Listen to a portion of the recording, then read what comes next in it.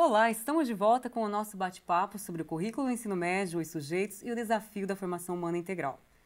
A partir do que foi apontado por vocês no bloco anterior, como que a escola pode se enxergar nesse processo entre as DCEs e as diretrizes curriculares nacionais para o ensino médio?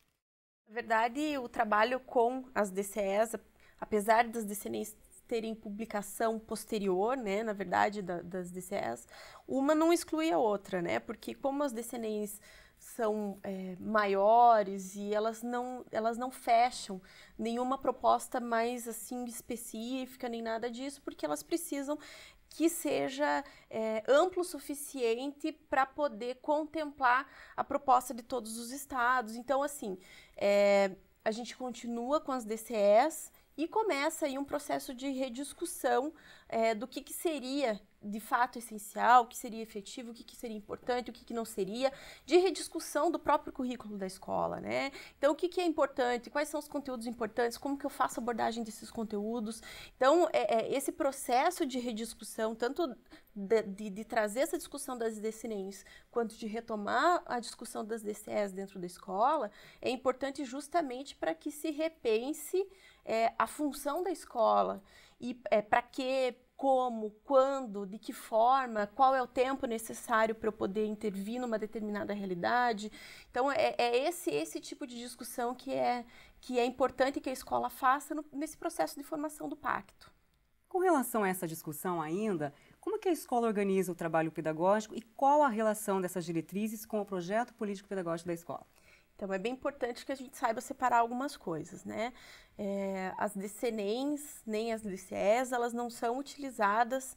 Existe um processo nesse meio campo entre o que está colocado nesse documento norteador do currículo e o que de fato a escola faz, que é o próprio processo de discussão e de construção do seu projeto político-pedagógico. Então, eu parto de orientações que são mais amplas, que no caso, as DCNEs, as DCEs, e aí eu começo um processo de discussão de qual é a minha concepção de homem, qual é a minha concepção de avaliação, né?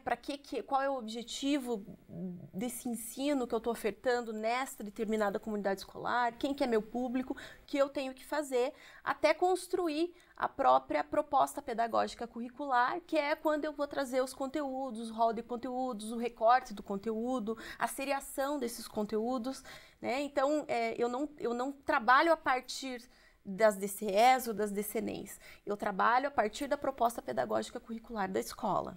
Você acabou de falar como a escola realiza a organização do trabalho pedagógico e o trabalho do professor, como é organizado?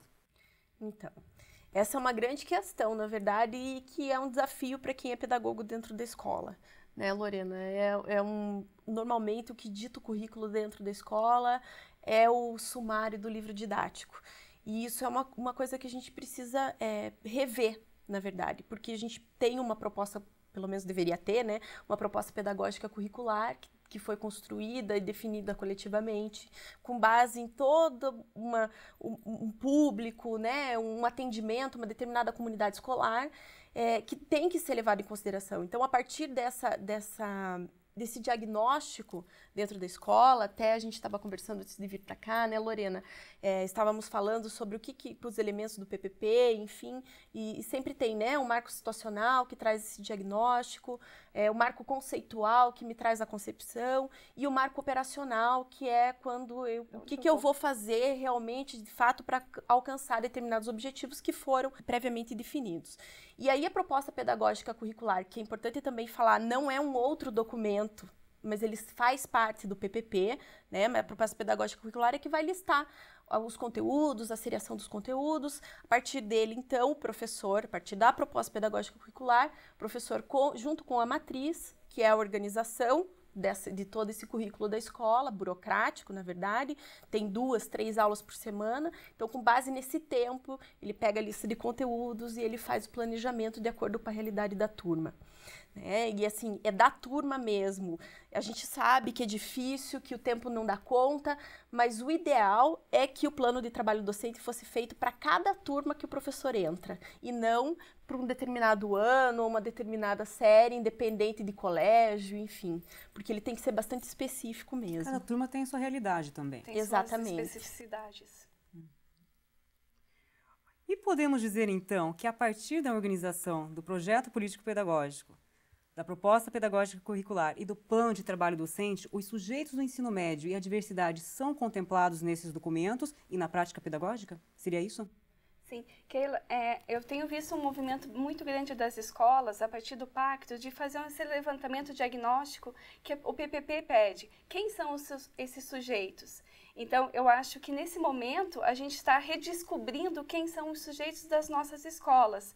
E com isso a gente consegue realmente levar em consideração para fortalecer o nosso ensino médio.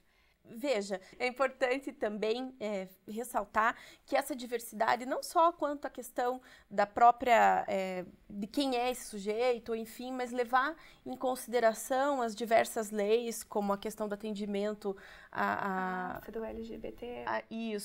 A questão do idoso, que agora também precisa ser abordado a partir do currículo, direitos humanos e algumas outras questões que precisam, então, ela não só tem que, mas ela precisa ser contemplada, na verdade, nesse processo, porque senão ela deixa de fazer relação com a realidade do aluno.